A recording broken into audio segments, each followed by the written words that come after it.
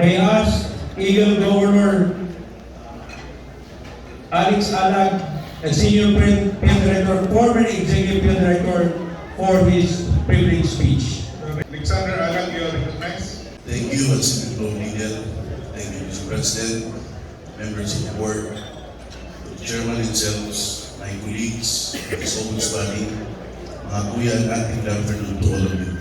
I rise today on a matter of personal and collective privileges. Mr. President, for the last several weeks, we've witnessed the left and right violation of our rules and regulations in terms of chartering of a club or a region. Violation of executive orders issued by the National President and the Secretary General as agreed by the NEXICOM or members of the core group to be implemented supposedly in order for the smooth operation in our organization. However, as every road to hell is paved with good intentions, we find that some of our rules have been leading us to death of ignorance, confusion, and even unlawful race practices na ipinamanan sa atin ng nandaang magkasunod na administrasyon.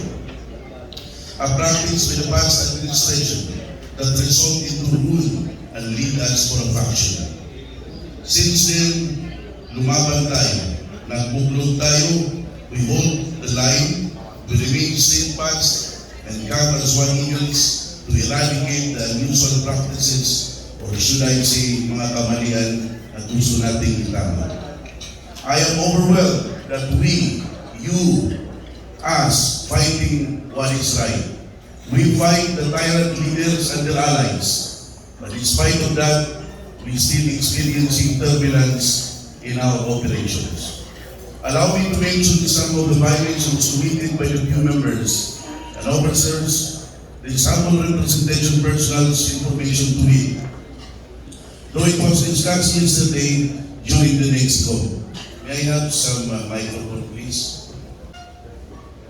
Again, allow me to mention some of the violations committed of a few members and officers to the sample representation personal's information to me. First, organizing new clubs without the knowledge or permission of their club members. Second, organizing new clubs without the knowledge of the COMEX or the Commission on Extension. Third, joining chartering of a new club without any clearances given to them from their mother clubs, including the settlement of their financial obligation, which violates the National Assembly Act of 2009-001, the Eagles Reform Act of 2009, Section 5 and Section 8, Mr. President. Fourth, submission of documents and payments during the day of chartering and not following the 15 days procedures respectively. And fifth, disrespect the leadership of the National President, especially the part of the Secretary General. And there are some others not to mention, but these are just a few that has to be resolved immediately because it will become a precedence at para na rin natin sinabing wala tayong pinagkaiba sa kanila.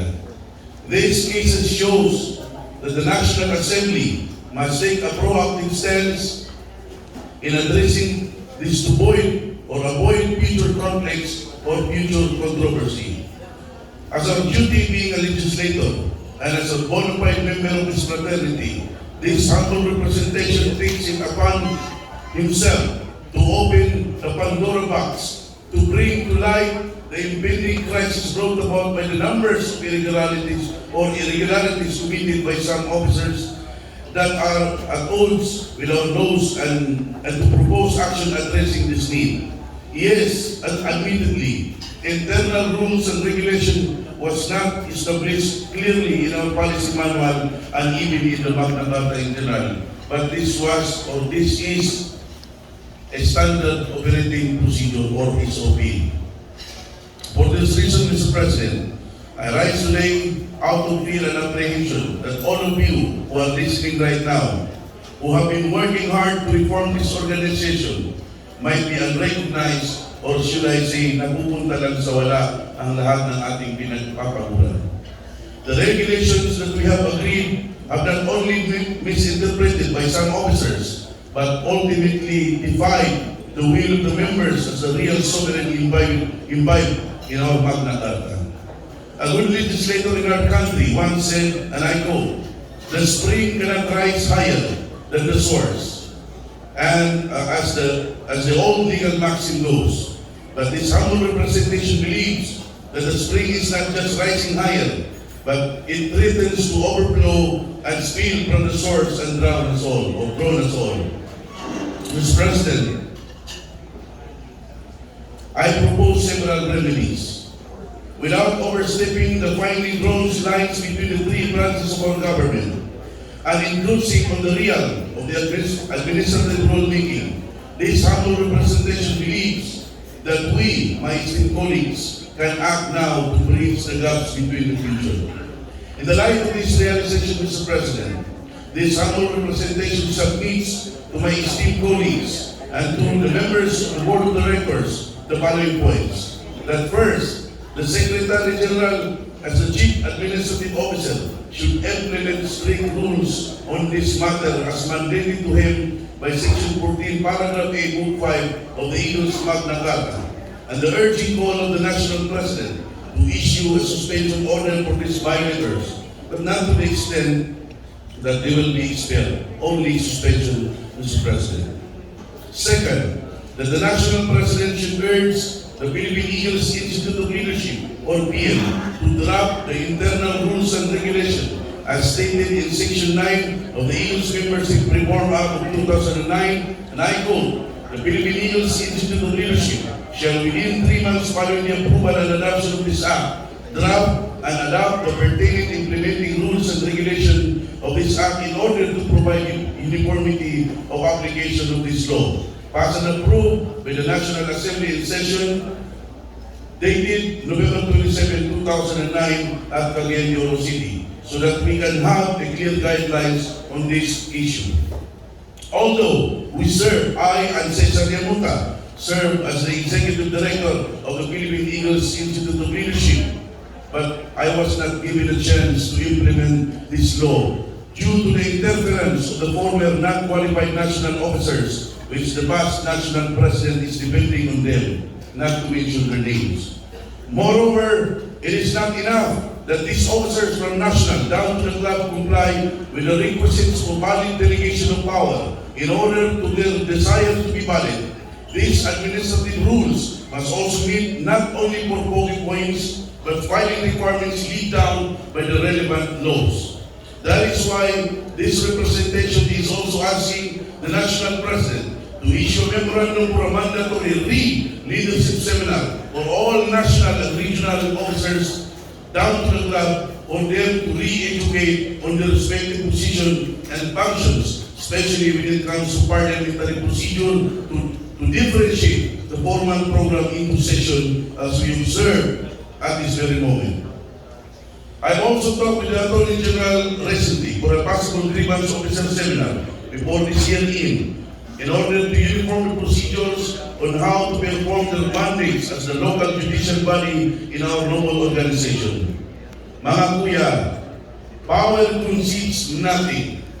We are the legislative body of the Philippine Eagles, the representative of all the members. The National Assembly is for the members, by the members, to serve the members in terms of making a law beneficial to the whole membership. We enacted laws with the noble intention to improving this fraternity, and I think this is the proper time, proper venue, proper forum to bring out all our grievances, intentions for the betterment of our organization. Yesterday, Mr. President, it was mentioned by our colleagues from Cagayan Valley Region, citing the provision on matters of membership that no Eagle shall be expelled from any reason whatsoever. But it was amended already for the information of the good gentleman of Cagayan Valley that any member who commit inimical, harmful, or prejudicial is subject for suspension or expulsion. Admittedly, we are brothers. The primacy of our relationship is brotherhood, but we are an organization of law. In other words, we do not initiate the case, but we wait until the case is brought by the members, Mr. President. Mr. President, kung hindi tayo kikilos, kailan pa at sino? Kung patuloy itong mamamayagpag sa ating hanay, hindi malayo magkakaroon na naman ng pang-5 faction o di kaya umabot ng 10 faction ang ating organisasyon. Huwag naman sana. In closing, Mr. President, distinguished colleagues of this august body, I hope and I'm looking forward that this administration, with our help, the regions and the clubs will be more proactive in resolving issues, differences between Kuya to Kuya. Let us help this administration to bring back the old glory of this noble organization na nilapastanan ng mga ibang tao. Let us fight irregularities, corruption, monopoly, usurpation of power tripping, and dictatorship. Magagawa natin ito mga kuya kung sama-sama tayong magbubuklod upang harapin ang bagong bukas para sa atin. May this gathering of eagles brings us more closer than before. Let us spread our wings in the horizon and say, I am an eagle and I can face all the turbulence. Maraming salamat po at mabuhay ang agila.